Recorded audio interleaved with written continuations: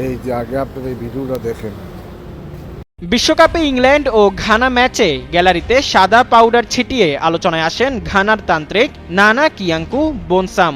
দলকে জেতাতে ম্যাচ চলাকালে গ্যালারিতে তাকে সাদা পাউডার ছিটাতে দেখা যায়। এবার সেই তান্ত্রিক আবারও সামনে এসে দাবি করেন আগামী ৪ জুলাই কেপ ভার্দে আর্জেন্টিনাকে বিদায় করবে।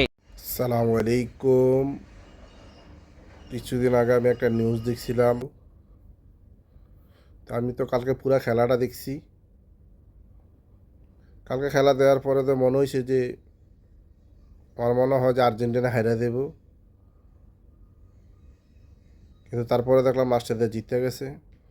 কিন্তু আমি মনে করছি যে যদি কালকে বিশেষ করে হাইরা দিত, তাহলে গণক বন্ধ করলে যে আমার কথাই ঠিক আছে।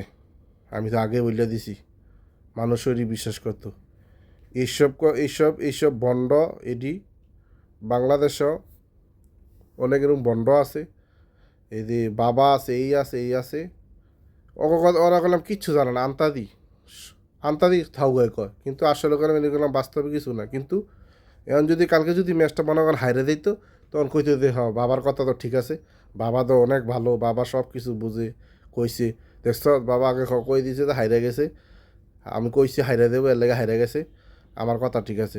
কিন্তু বাবা ভালো জানে না, সবই ভুয়া।